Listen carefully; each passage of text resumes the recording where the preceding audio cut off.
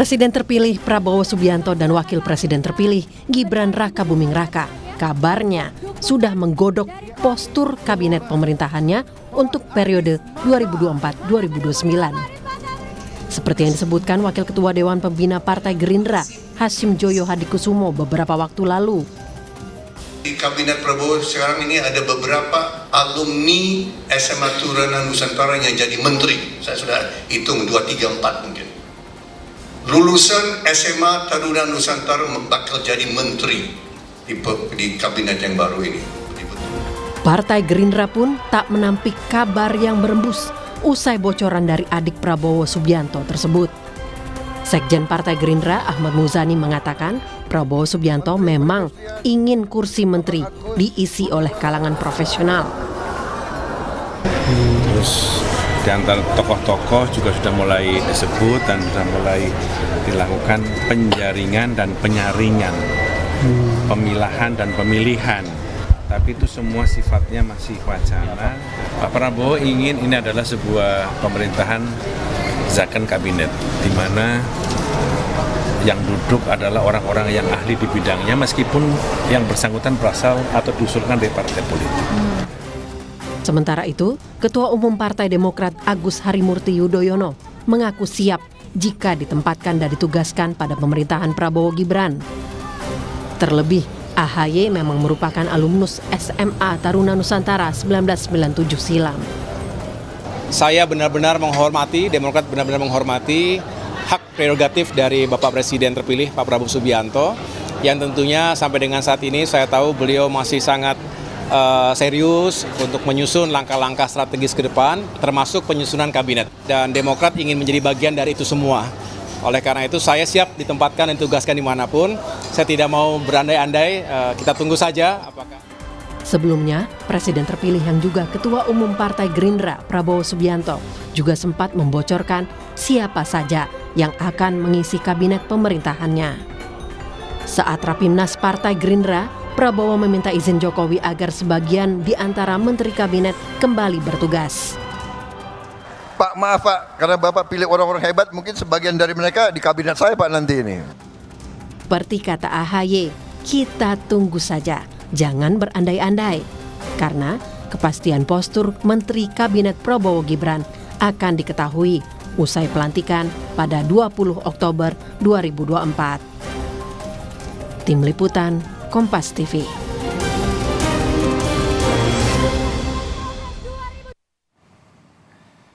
Jelang pelantikan Presiden dan Wakil Presiden terpilih, bocoran sosok menteri-menteri yang akan mengisi kabinet pemerintahan Prabowo Gibran sudah santer terdengar. Orang terdekat Prabowo Subianto menyebut kemungkinan ada 4 menteri dari lulusan Taruna Nusantara. Selain itu, siapa lagi dan apa saja kriteria menteri yang layak masuk dari kabinet pemerintahan Jokowi saat ini akan kita bahas pagi hari ini bersama juru bicara Prabowo Subianto, Daniel Anzar Simanjuntak, serta Direktur Eksekutif Indikator Politik Indonesia Burhanuddin Muhtadi. Selamat pagi, Bapak-Bapak. Ya, selamat pagi. Ya, seperti masih di mute, Mas Burhan dan Bang Daniel. Oke. Oh, iya Bang Daniel sepertinya ada kendala teknis dulu. Saya ke Mas Burhan dulu. Ini kalau menilik pernyataan kabinet zakon, katanya kabinet zakon itu yang berbasis keahlian dan kompetensi lah kira-kira seperti itu. Kalau lihat orang-orangnya yang ada di kabinet Presiden Joko Widodo, ada yang bisa diambil nggak kira-kira Mas Burhan? Pertama begini, istilah kabinet zakon itu kan merujuk pada satu episode pemerintahan Soekarno, dan itu pun kalau kita merujuk pada pengalaman historis, itu zakon kabinet hanya berlangsung selama setahun. Jadi itu istilah yang secara ideal penting bagi seorang presiden untuk mewujudkan kabinet berdasarkan kompetensi dan keahlian, tetapi secara politik tidak ideal karena tadi masa berlangsungnya cuma setahun. Dan kemudian menimbulkan komplikasi terkait dengan stabilitas pemerintahan. Nah, poin saya dalam politik itu tidak ada sesuatu hal yang ideal itu bisa sekaligus diwujudkan. Jadi ada kompromi-kompromi dengan realitas politik. Nah, kalau pertanyaan Radit tadi, bagaimana dengan pemerintahan Pak Jokowi sekarang? Berapa banyak menteri yang bisa ditarik kembali seperti yang Pak Prabowo pernah sampaikan dalam acara Rapimnas Gerindra? Pertama begini, narasi yang dipakai kan narasi yang sama ya, narasi keberlanjutan. Betul. Tetapi apakah serta-merta semua yang dilakukan oleh Pak Jokowi akan dilanjutkan oleh Pak Prabowo? Tentu saja tidak. Ada perbaikan di sana-sini, mungkin ada continuity and change. Ya. Tetapi, dan Pak Prabowo juga mungkin punya semacam prioritas yang berbeda dengan Pak Jokowi dalam beberapa hal. Dalam urusan misalnya luar negeri, jelas Pak Prabowo lebih punya concern ketimbang Pak Jokowi. Dalam urusan pertahanan, mungkin juga dalam urusan pertanian, karena Pak Prabowo lama menjadi ketua HKTI. Itu hal-hal yang sedikit banyak membedakan prioritas antara Pak Jokowi dengan Pak Prabowo. Dan dalam konteks pemilihan anggota kabinet, karena Pak Prabowo punya concern di situ, Kementerian Luar Negeri, Kementerian Pertahanan, Kementerian Pertanian adalah orang-orang yang saya kira akan sangat dipercaya oleh Pak Prabowo. Dan kemungkinan menterinya bukan berasal dari menteri-menteri yang sekarang jabat portofolio itu di masa Pak Jokowi. Misalnya itu ya. Jadi itu ilustrasi saja bahwa karena perbedaan skala prioritas, ada beberapa kementerian yang dugaan saya itu betul-betul Pak Prabowo langsung yang melakukan semacam fit and proper test.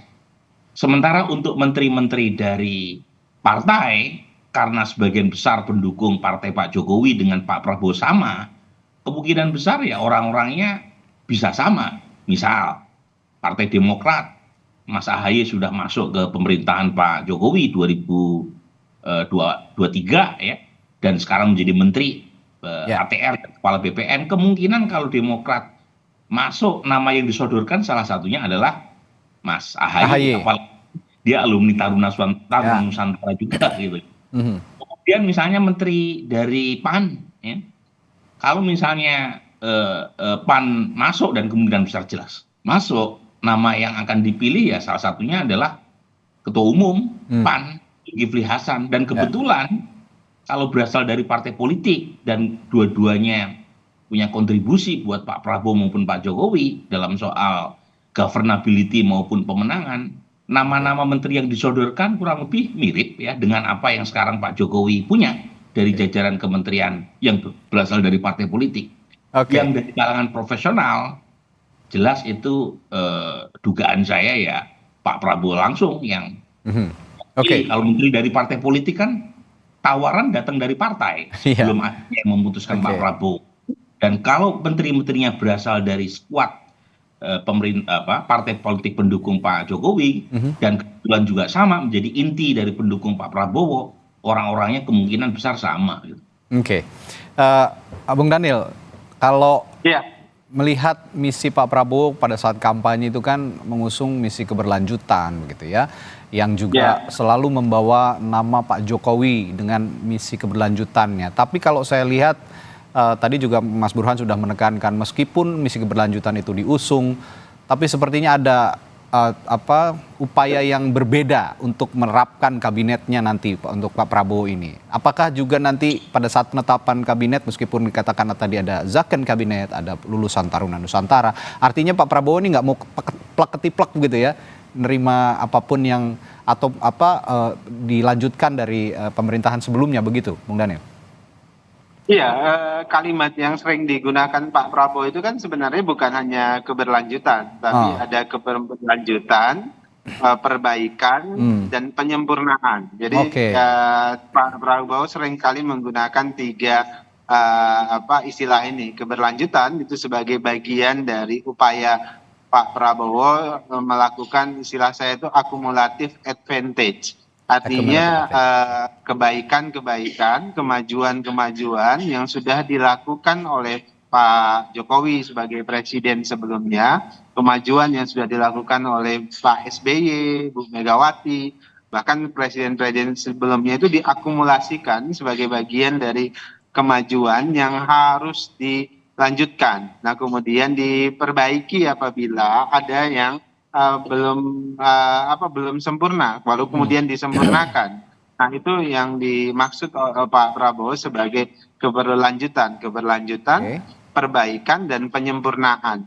Nah, dalam konteks itu tentu Pak Prabowo tadi saya sebutkan melakukan upaya akumulatif advantage. Nah, terkait dengan istilah zaken kabinet yang kemudian disampaikan oleh Sekjen Partai Gerindra Pak Ahmad Muzani, zaken kabinet ini tentu berbeda dengan pemaknaan historis dari zaken kabinet tadi yang sempat dijelaskan oleh Mas Burhan. Dulu tahun 1955 Bung Karno membentuk zaken kabinet karena berangkat dari kekecewaan terhadap partai politik lah sebut begitu, kemudian dibentuklah kabinet Juanda yang hanya 1 tahun itu, tapi kemudian kan tidak efektif juga. Nah, tapi dalam konteks zaken kabinet yang dimaksud oleh Pak Prabowo yang kemarin disampaikan oleh Pak Muzani itu adalah kabinet di mana orang-orang yang nanti duduk di kabinet itu harus mempunyai setidaknya 2 hal ya, dari sekian banyak syarat tentu. Pertama adalah integritas, kemudian kedua kompetensi. Nah, profesionalisme dalam konteks tadi saya bingkai dalam 2 kata yaitu integritas dan kompetensi tadi yang kemudian saya sederhanakan dalam bentuk profesionalisme itu bisa berasal dari partai politik, bisa juga berasal dari non partai politik. Jadi tidak ada dikotomi mana partai politik maupun mana non partai politik. Kalaupun dia direkomendasikan oleh partai politik, itu harus dipastikan mereka punya kompetensi khusus yang memang dibutuhkan oleh Pak Prabowo. Jadi kan selama ini ada seolah-olah dikotomi, seolah-olah kalau orang partai politik itu tidak profesional gitu ya.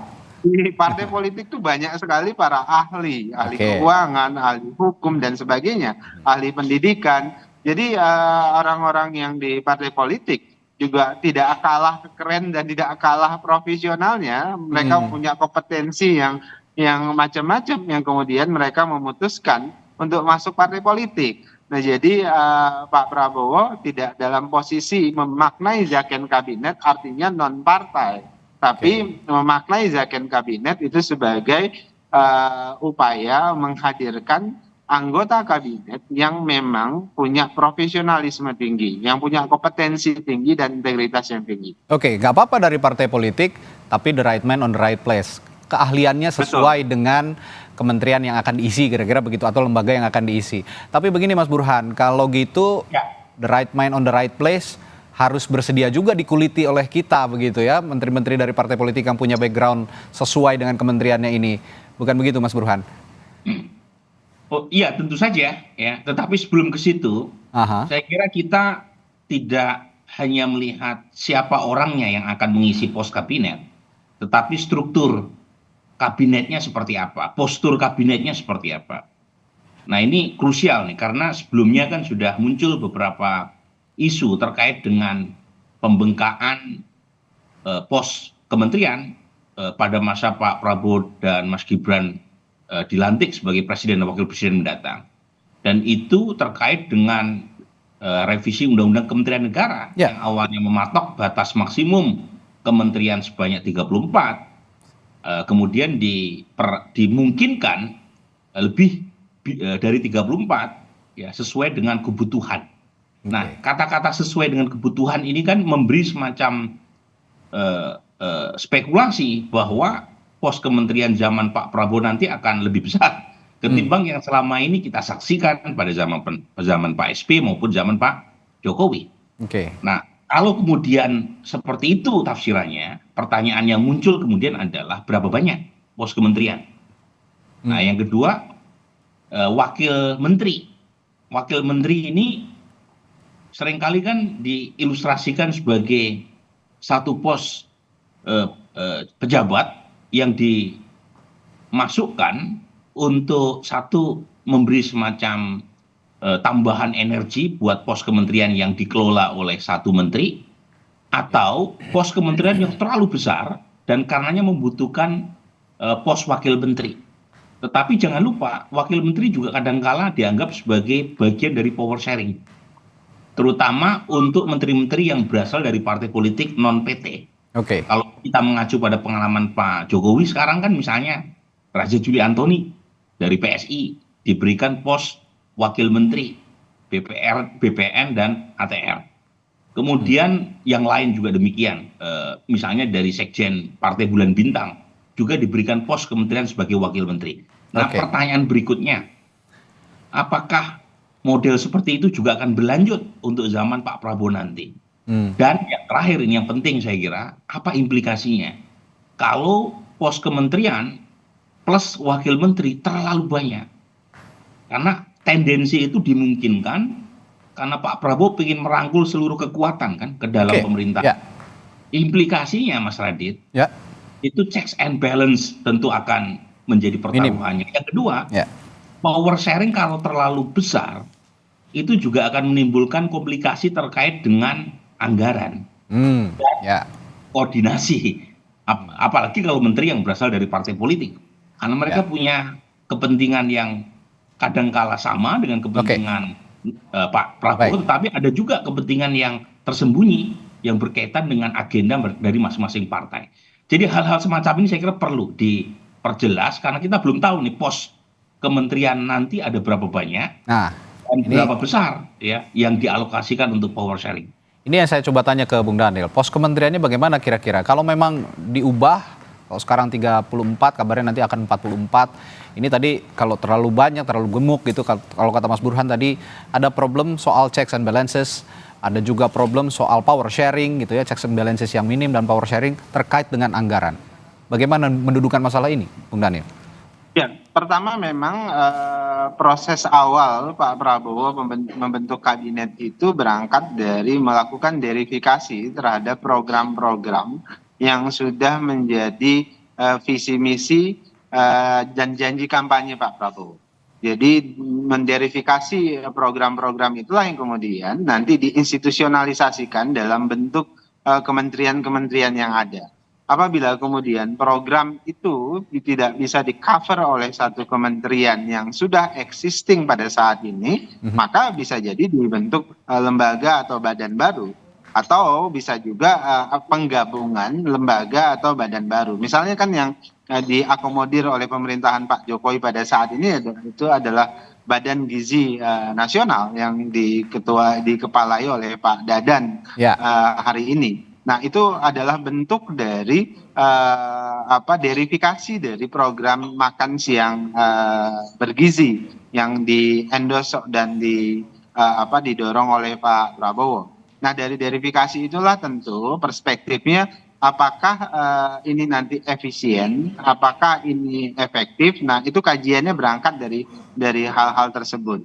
Kami sadar betul bahwasannya ada cost dalam tanda kutip yang harus diterima, ya ini maka akan muncul kegemukan birokrasi, kemudian ada potensi high expenditure yang juga punya dampak tentu pada potensi pengawasan yang bisa membuka pintu korupsi dan sebagainya. Nah, itu yang semuanya sedang diantisipasi oleh Pak Prabowo. Maka kalaupun ada penambahan jumlah badan atau jumlah kabinet, maka harus dipastikan dia efektif dan efisien berangkat dari verifikasi program yang ada. Dan Pak Prabowo sadar betul terkait dengan kritik, warning dari para pengamat seperti Mas Burhan sampaikan tadi. Kemudian yang kedua, dan ini penting menurut saya tadi disinyalemen oleh Mas Burhan, yaitu bagi Pak Prabowo ketika menunjuk anggota kabinet, salah satu variabel nilai yang penting itu adalah loyalitas. Maka Pak Prabowo tidak mau lagi ketika kemudian ditunjuk menjadi menteri di kabinet Pak Prabowo nanti ada double standar atau double loyalty terkait dengan kerja-kerja di kabinet. Bagi Pak Prabowo ketika menjadi menteri Prabowo Subianto, maka harus dipastikan loyalitasnya sepenuhnya untuk pemerintahan Pak Prabowo, sepenuhnya untuk agenda-agenda pembangunan. Jadi jangan sampai ada istilahnya itu ada subversif di belakang, diam-diam begitu membawa agenda masing-masing untuk kepentingan masing-masing. Semuanya harus bekerja penuh untuk kepentingan pemerintahan Prabowo Subianto, sepenuhnya untuk kepentingan rakyat banyak. Dan itu menjadi wanti-wanti Pak Prabowo sejak awal. Dan publik tahu betul bagi Pak Prabowo loyalitas itu adalah hal yang sangat penting, baik itu loyal ke atas maupun loyal ke bawah. Itu bagian yang dinilai yang selalu diusung Pak Prabowo dalam setiap kepemimpinan beliau. Oke, saya kembali ke tema besar kita hari ini bahwa komitmen pemerintahan Prabowo Gibran akan mengedepankan kabinet yang profesional gitu ya, melalui tadi kalau narasinya adalah second kabinet. Nah, sebenarnya narasi seperti ini kan muncul setiap pergantian rezim. Pada saat pergantian rezim ke Presiden Joko Widodo, saya masih ingat bahwa Presiden Jokowi mengatakan kabinet kami akan berisi menteri-menteri yang profesional, ya tidak mengedepankan kepentingan politik lah, kasarnya begitu. Dan di kabinet Prabowo Gibran juga muncul narasi second kabinet yang mana maknanya adalah yang ahli di bidangnya. Meskipun tadi kalau kata Bung Daniel ya jangan anti sama partai politik, di dalam juga masih banyak orang-orang profesional hebat di partai politik yang harus diperhatikan. Tapi mengapa narasi-narasi ini muncul setiap pergantian rezim dan apa maknanya? Kami akan tanyakan setelah jeda kepada narasumber kami di Sapa Indonesia Pagi setelah jeda. Kita lanjutkan perbincangan pagi hari ini masih soal bagaimana melihat ke depan siapa-siapa yang akan dipilih oleh Prabowo Subianto dan Gibran Rakabuming Raka untuk mengisi posisi menteri di kabinet Prabowo Gibran nanti. Tadi saya sempat menyinggung bahwa narasi kabinet yang profesional itu sebenarnya sudah tidak baru lagi. Di rezim sebelumnya pada saat Presiden Joko Widodo sempat menyebut juga bahwa narasi kabinet profesional atau tidak didominasi parpol ini juga muncul pada saat itu, dan sekarang juga terulang melalui narasi second kabinet. Tapi yang tadi dikatakan bahwa second kabinet itu tidak terpaku pada kalangan profesional non parpol. Parpol juga banyak yang hebat, banyak yang profesional sehingga perlu dibidik, perlu dipertimbangkan untuk masuk dalam posisi kabinet. Tapi yang ingin saya tanyakan, mengapa narasi ini selalu muncul pada saat pergantian rezim, Mas Burhan? Iya, karena secara normatif ya, istilah second kabinet atau kabinet ahli atau kabinet profesional itu secara normatif positif di mata publik. Oke, membangun citra dulu ya. Tahu kalau kita lihat dari data-data survei, trust terhadap partai politik kan masih rendah. Ya. The most dislike institution ya partai politik. Jadi itu yang kemudian membuat ya istilah second kabinet yang diasosiasikan seolah-olah berasal dari luar partai itu selalu dimunculkan sebagai gimmick ya oleh siapapun yang diberi mandat sebagai presiden. Dan menurut saya tidak bisa selamanya disalahkan kepada publik ya. Karena kalau kita lihat dari data, jadi saya setuju dengan Mas Daniel bahwa kabinet profesional bisa datang dari partai, bisa juga datang dari luar partai. Tetapi kalau kita lihat dari data, zaman Pak Jokowi ada 6 menteri yang tersangkut kasus korupsi, 6-6-nya dari partai politik. Kemudian zaman Pak SBY dari 6 menteri yang secara ingkrah terbukti kasus korupsi, 5 dari partai politik, 1 dari non partai politik. Jadi dari sisi ini sebenarnya wajar kalau kemudian publik menyaksikan apakah menteri yang berasal dari partai politik itu bisa sepenuhnya loyal dan mengabdi kepada negara. Karena godaannya kan besar. Bukan menterinya yang menjadi representasi partai di kabinet, tetapi yang paling utama adalah sistemnya yang buat menteri tadi seperti berhutang budi kepada partai politik yang menyodorkan namanya. Dan hutang budi itu seolah-olah harus dibalas dengan patronase untuk menghidupi operasional partai politik yang mahal. Itu yang kemudian membuat mereka berada di tubir jurang. Dan beberapa di antaranya tersangkut kasus korupsi kan begitu. Nah ini mungkin dikontraskan dengan menteri non partai yang dianggap tidak punya beban tambahan untuk berbaik budi kepada partai politik yang menyodorkan mereka. Dan ini yang mungkin menjelaskan mengapa menteri yang berasal dari kalangan non partai itu sedikit sekali yang terkena kasus korupsi. Jadi poin saya, ini persepsi yang tidak bisa disalahkan sepenuhnya kepada publik, dan saya percaya memang ada faktor institusi yang membuat menteri dari partai politik itu lebih rentan Oke, baik. tersangka kasus korupsi. Bagaimana Anda menjawab hal ini, Bung Daniel? Iya, ketika muncul istilah atau komitmen, saya sebutnya begitu, terkait dengan jaket kabinet, itu hal yang wajar ya, karena memang itu adalah harapan dan komitmen yang ingin dilakukan oleh setiap pemerintahan. Apalagi pada saat ini Pak Prabowo ingin memastikan agenda-agenda pembangunan 5 tahun ke depan itu akan jauh lebih baik sesuai dengan yang menjadi janji politik beliau. Itu pertama. Kemudian yang kedua,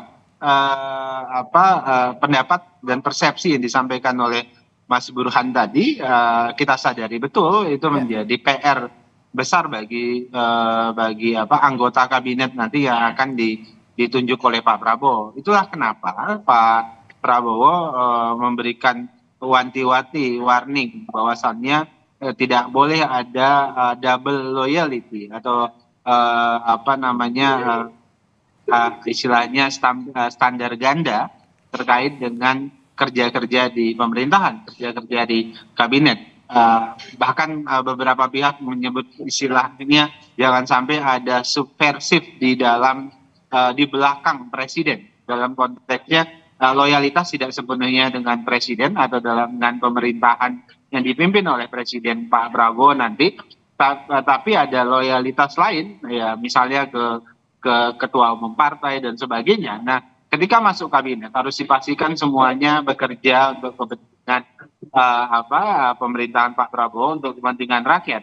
Itu menjadi bagian penting untuk menghindari potensi-potensi tadi kasus korupsi dan sebagainya. Jadi sejak awal Pak Prabowo sudah memberikan peringatan, warning kepada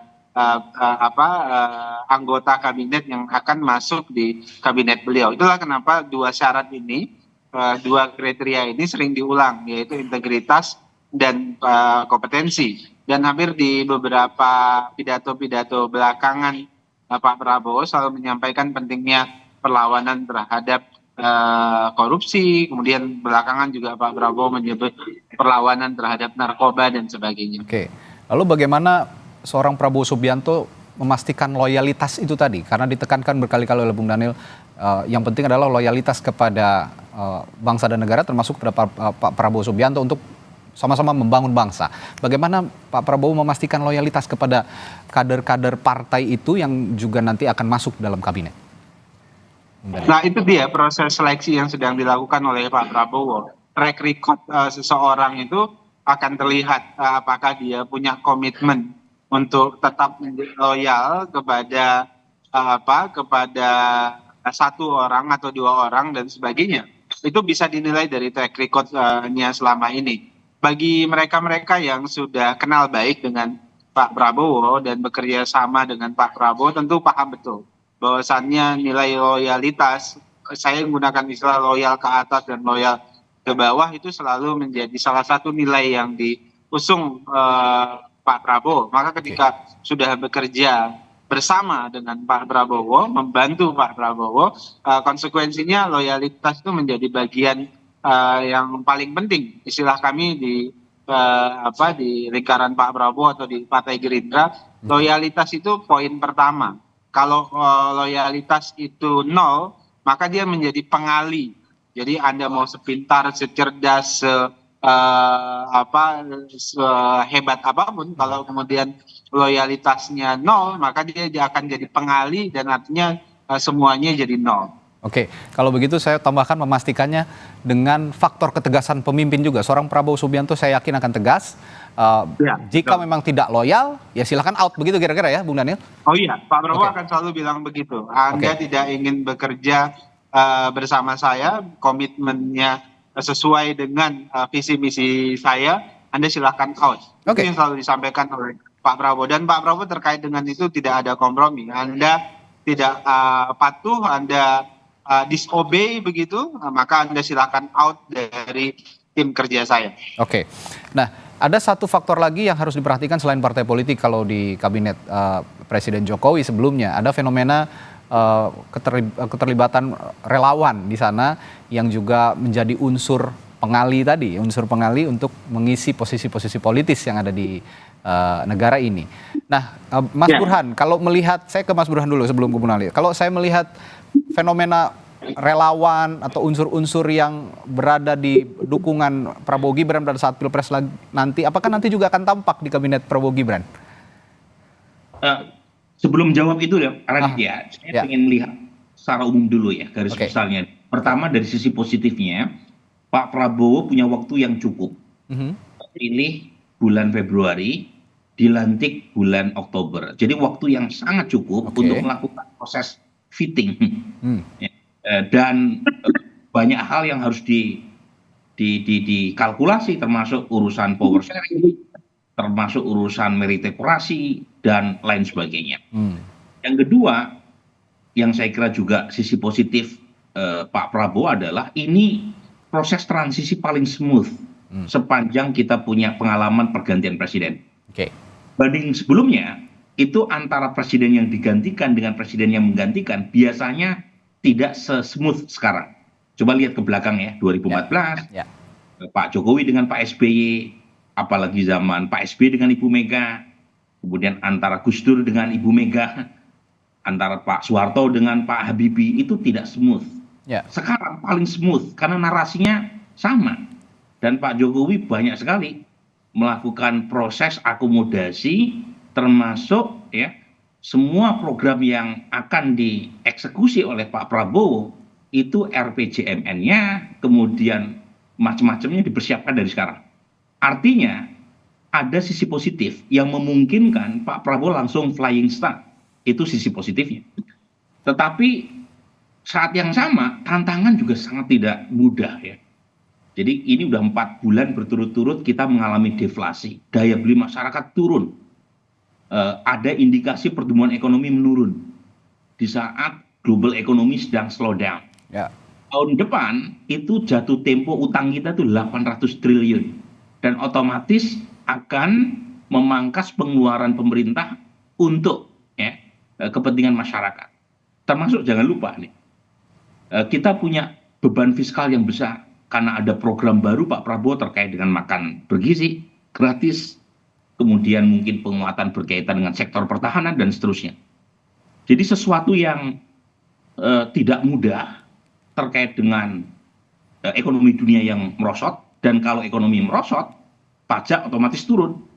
Agenda besar yang dipersiapkan mungkin akan terkendala oleh fiskal. Jadi plus minus ini itu seharusnya bisa memberi semacam insight buat Pak Prabowo untuk memperkecil ya hal-hal yang berkaitan dengan balas budi politik, termasuk kerelawan gitu. Jadi namanya juga relawan, kan harusnya rela dong. Rela, nggak berharap apa-apa. Ada pamrih, berarti bukan relawan. Nah, poin-poin begini tuh harus betul-betul dipikirkan, karena kalau terlalu banyak pos kementerian yang diberikan atas nama balas budi politik di saat kita menghadapi situasi yang tidak mudah, saya khawatir ke depan tidak akan begitu positif buat pemerintahan Pak Prabowo. Apalagi kalau misalnya kinerja dari menteri entah yang berasal dari profesional, non partai, atau yang dari partai politik, atau yang dari relawan, itu kinerjanya buruk. Itu yang kena dampaknya bukan mereka, yang kena dampaknya Pak Prabowo. Ya, betul. Sebelum kejadian lebih baik dipikir matang dulu, terutama pos-pos kementerian yang didasarkan pada faktor tadi, namanya balas budi politik. Terakhir ke Bung Daniel, kalau begitu mengapa saya tanyakan relawan tadi, karena kita juga mendengar, publik juga mendengar begitu bahwa akan ada penambahan kursi menteri di perubahan peraturan soal kabinet ya, soal kementerian lembaga akan bertambah dari 34 katanya jadi 44. Saya konfirmasi dulu, benar begitu akan menjadi 44 kursi, Bung Daniel? Begini Mas Radi, jadi kalaupun ada penambahan jumlah kementerian itu bukan karena terkait dengan harus memasukkan orang per orang, ya, tapi karena ada kebutuhan menderifikasikan program-program Pak Prabowo, atau justru ada penggabungan kementerian yang sudah ada. Jadi tidak terkait dengan orang per orang, institusi dan sebagainya, tapi upaya mengakselerasi dan mendorong efektivitas dan efisiensi dari program yang sudah menjadi janji politik Pak Prabowo. Itu pertama. Oke. Kemudian yang kedua, Mas Radi, kompleksitas politik kita memang tinggi sekali. Misalnya ada faktor relawan, ada partai politik dan sebagainya. Nah, ini yang kemudian menjadi agenda dialektika Pak Prabowo. Ini kan seninya politik Indonesia. Artinya bagaimana agar pemerintahan beliau tetap efektif, semua visi misi dan program itu bisa berjalan dengan baik, namun kemudian di sisi lain politik kita harus tetap stabil, politik kita harus tetap demokratis, terjaga kualitasnya. Itu yang menjadi komitmen Pak Prabowo. Meminimalisasi resistensi juga penting untuk mengarungi pemerintahan 5 tahun ke depan. Betul. Jadi itulah yang dialektika itulah yang sedang dibangun oleh Pak Prabowo. Publik percaya, saya percaya, publik optimistis, pasti optimistis karena Pak Prabowo terpilih oleh publik, sehingga publik yang memilih itu optimistis bahwa Pak Prabowo akan membangun perubahan baru atau tatanan baru dalam pemerintahan kita di 5 tahun ke depan, sehingga kalaupun nanti ada kabinet yang diusung oleh Pak Prabowo itu berdasarkan zakon kabinet, mudah-mudahan tidak mengaburkan makna zakon kabinet itu sendiri. Baik, terima kasih Bung Daniel Anzar Simanjuntak, juru bicara Presiden terpilih kita Prabowo Subianto, dan juga Burhanuddin Muhtadi telah bergabung dan berbagi perspektifnya pagi hari ini. Terima kasih Bapak-Bapak, sehat selalu. Terima kasih.